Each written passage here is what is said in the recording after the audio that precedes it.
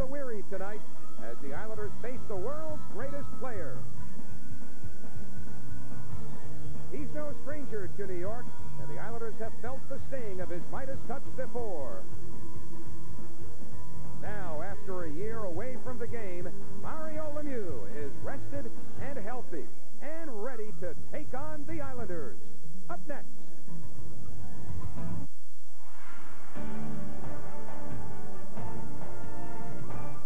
Islanders and Pittsburgh Penguins meeting for the first time this year.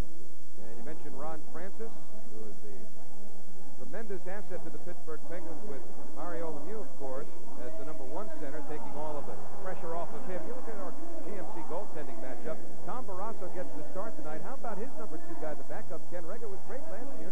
Winningest goaltender in the NHL, but Tom Barrasso is their guy, and he's going to be establishing that over the next few weeks. Again, not having played only a couple of games last year. Tommy Soderstrom, the Islanders, trying to establish he as their #1 goaltender.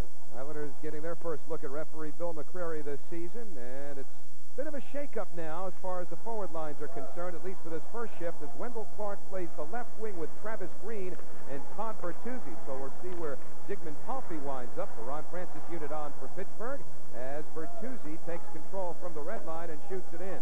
On defense for the Islanders, Scott LaChance, and not Matthew Schneider, but Bob Deers, just recalled from Utah, but with the suspension to Brent Severin. And here's Jaromir Jagr, #68, gaining the Islanders zone. He's in.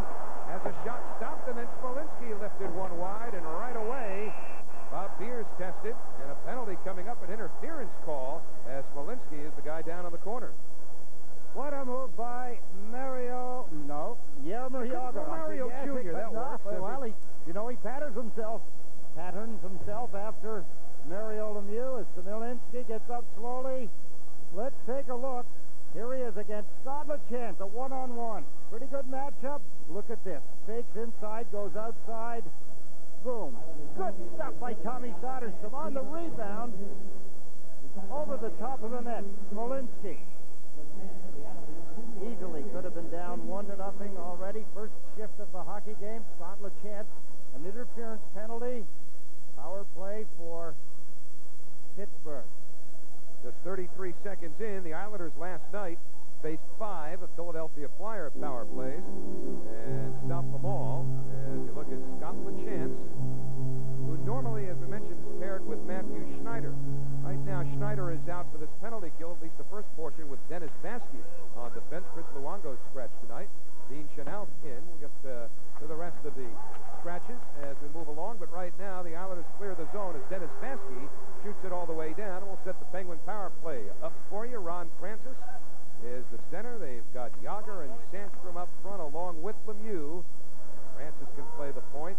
Jagr can play the point. See how they organize themselves as they get the dump in. Vasky back forth to spin it around the boards, and it's chipped out up the left side by McInnes. He has help from Green, but he couldn't get the pass across. Now he takes a shot that misses the net, but Kyber stopped that pass across as Travis Green was heading to the net. Now the Penguins back on it. Here's Jagr skipping through center. Over the line, Sweeney held him up, and Vasky got the clear. Good penalty killing for the Islanders so far. Spreading out, keeping the puck on the perimeter. Lemieux trying to get it ahead to Jagr. Soderstrom out to handle the puck. Into the corner it goes. #20 is Bob Sweeney for the Islanders. But it's Lemieux with the puck. Out to Dmitry Mironov. Now to Lemieux again. Ron Francis tried to gun across ice. Sweeney broke that up. Bouncing puck. Jagr center. That's eaten up by Deers, and Bob Deers gets the clear for the Islanders. 37 seconds remain to the power play for Pittsburgh. Penguins with the top-ranked power play in the league, looking at over 34% as they get the puck into the Islanders zone. Sweeney got a piece of it. Deers gets the rest of it. And now it's Mironov back to get it for Pittsburgh. Mironov came over during the summer from Toronto in a deal that sent Larry Murphy to the Leafs. And now it's Matthew Schneider shooting it all the way down. Pittsburgh also got a second-round pick along with Mironov from the Toronto Maple Leafs. Penalty about to expire now. Closing seconds of the power play as Peter Nedved gains the Islanders zone. Haslin took the drop and fired it off a deflection into the crowd. The Islanders have killed the penalty. Dennis Vaske having a few words for the referee, trying to complain about something that not getting too far on.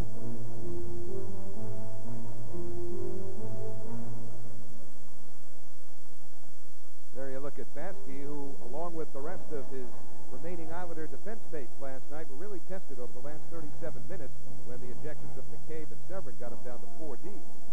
It's always difficult to play, but they did a good job with that. I think the coaching staff felt that under the circumstances, that was not the problem. Of course, if you get a goal or two, and I refer back, if Wendell Clark out on the ice again, his second shift of the hockey game, refer back to the fact that if you go into Philadelphia and only score one goal, you're not really going to go anywhere.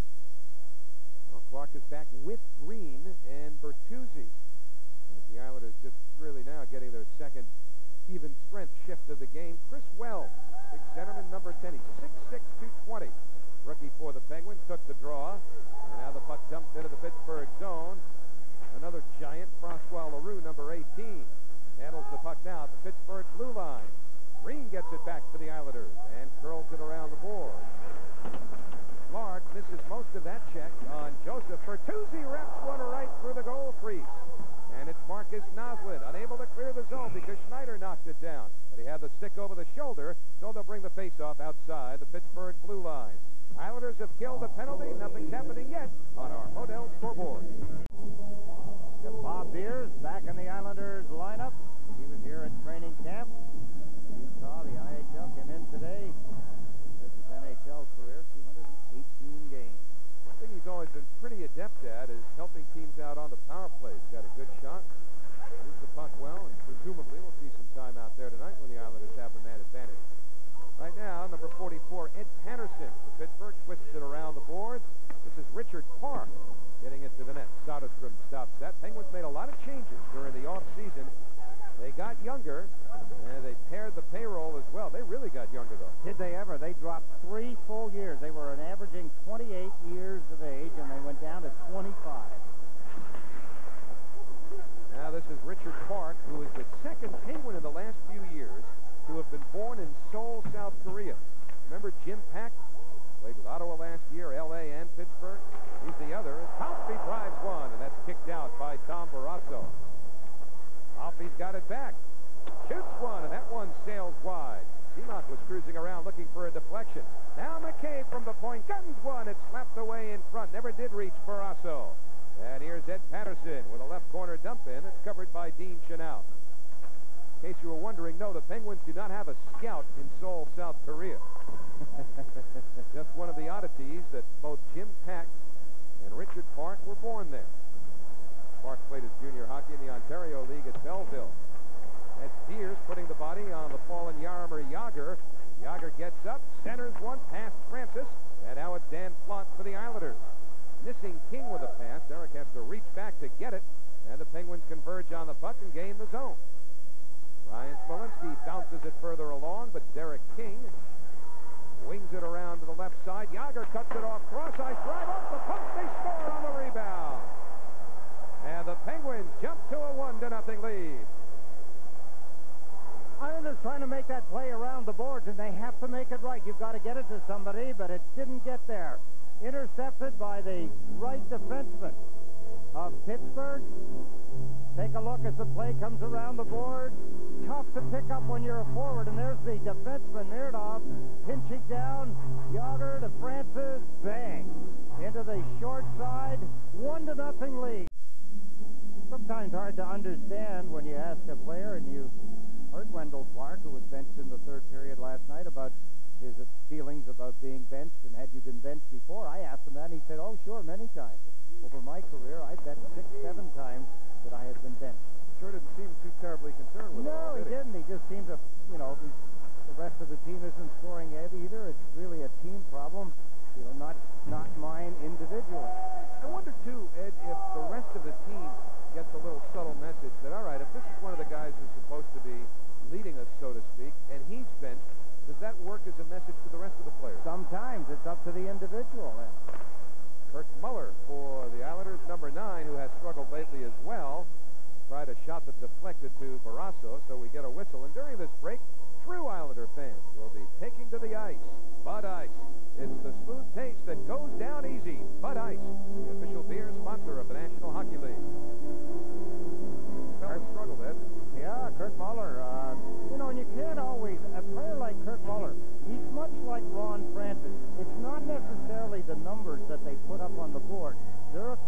surpasses in so many other ways.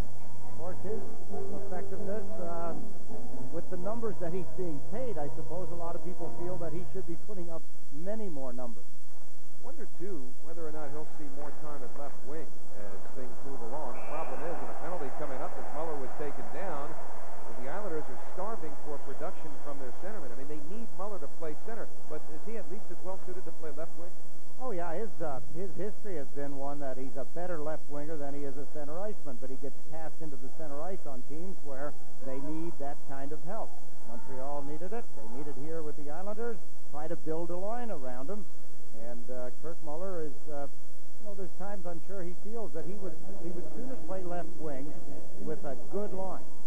Well, I suppose some people, would take it to another dimension and say, the way things have been going with this contract deal, which we don't hear a whole lot about right now, but it has not been satisfied, is that he'd like to play left wing on a much better team somewhere else. Oh, here we go right away. Muller being roughed up a bit by Francois Leroux. That's before they ever dropped the puck. Penalty was on Peter Nedved, which will give the Islanders their second power play. 14:04 the first period, the time of the holding penalty on Peter Nedved. So the Islanders, for the second power play for them, they had 2 shots first time around. And now the linesmen, Scott Driscoll, Greg Dvorsky, have everything straightened out, and they drop the puck. It's Muller for the Islanders. In front, King for a chance. Barrasso stops him. Around the coast to the far side. Seamock taken down by Park. Play continues. Matthew Schneider trying to hold it in. Does so by smacking it around on the backhand, and then he got smacked around as well. A little slow to get up is Schneider. But the puck stays deep in the Pittsburgh zone. Muller plays it back to Schneider. But he couldn't get it deep. However, as it bounded back to the line, Muller protected it for a moment, but now it comes back out. And here's Seamock gaining the zone. From Muller along the board. Now to Seamock. In front for Schneider. And it looked like Barrasso got a piece of that as it came across. Matthew Schneider was in close. Now Derek King in the corner. Out to Baskey. The drive. Barrasso has that. And he holds on. Much better power play for the Islanders. Some commitment by the players. They're taking some hits. Matt Schneider got leveled. Like a penalty coming up. Looks as though the Islanders, they're gathered around quickly. Going to be to the Islanders. C-Mac. Islanders on a power play.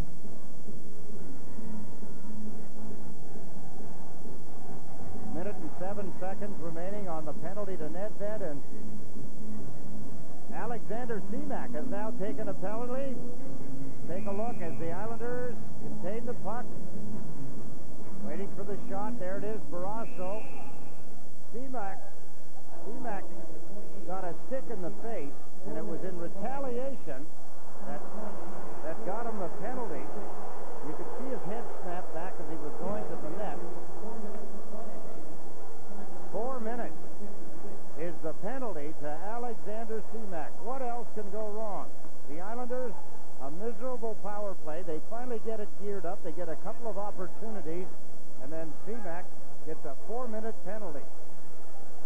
Well, there was a minute 7 to go on the Islander power play. So for that minute 7, they'll play 4 on 4.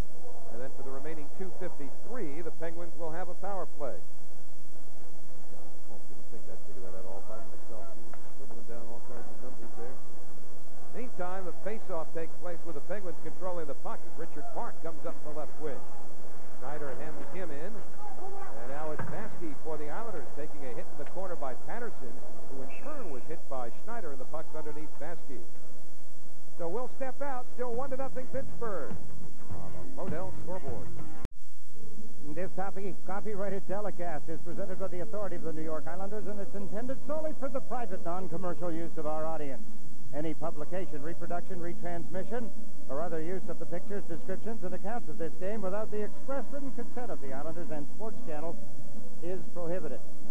And make sure to catch the power, speed, and excitement of Islanders hockey by taking advantage of discounted full-season seats or great mini plans starting with the 11-game ticket package. Why don't you call the Islanders ticket hotline right now at 1-800-882-ISLES. Representatives standing by as we speak. Capture the intensity. Islanders hockey at great prices. Call 1-800-882-ISLES. Representatives starving for your phone calls as we speak. And the Islanders starving for some goals right now. Well, how about Owen Nolan? Yeah, Colorado. Wow, that's a big trade. Tell you what, Nolan, he was the first pick. It was the 1990 draft, which has been one of the real fruitful drafts in recent history. Owen Nolan was first overall, picked by Quebec. Nolan, Peter Nedved, who's on the ice for Pittsburgh, was second. Then I believe Primo was third, Keith Primo. Mike Ricci fourth. And fifth was Jaromir Jagr. How's that for a top five? And two of them are teammates now with the Penguins. Nolan and this guy, Jaromir Jagr. May very well be the best of the bunch. Stood up there by Vasky, and then the puck comes back down. Wendell Clark chasing after it. Wendell Clark swung it to the slot. Nobody home for the Islanders. And Smolinski turns it up for Jagr. He's got help coming from Francis. Jagr goes towards the boards. Beers stays with him. And Bob Beers with a good play pushes the puck to Green. Quickly to Clark. Wendell Clark with a wrist shot that sails wide on the stick side. Islanders changing here. Get their defense pair on. Jagr carries in. Jaromir Jagr swung it off the skate of LeChance. And now Travis Green coming to center. And that harmless floater is gloved by Barrasso, but he gave away to McCabe. McCabe missed the net. Now it's Palffy trying to make a play, but Mironov got in the way of that pass. Now the puck behind the Pittsburgh net, driving after it. Marty McInnis, number 18. He's being draped as he pokes it in front. They score! Sema, hanging out by the net while McInnis was doing the dirty work, was able to finish the play, and the Islanders now trail 2-1. I think the word that you use, finish the play. 2 words. 3 if you have. But anyway, I'll get excited if I want. Yes, they finished the play, which was something they haven't been able to do in a long time. As harmless as it looks, Marty McInnis, I talked about him in the first period. There's Palffy, and he just poked at the puck. Well, why not? It's there. He hasn't got time to try and shoot it. Poke at it. Fighting off McIver, then Nedved. Look at Marty McInnis. Stay focused, and then a little poke shot, and the Islanders have a 1-goal in their pocket. They trail by 1. Well, you know, 3-word mantras. Coaches have them. Remember Red Holzman with the Knicks. It was see the ball, see the ball. Mike Milbury probably screaming something to the effect of finish the play, finish the play. I was thinking just in the line of finish. Just finish. Well, that's the key word. That's the operative term. Finish. Seamock did for the second time this year at 1:24.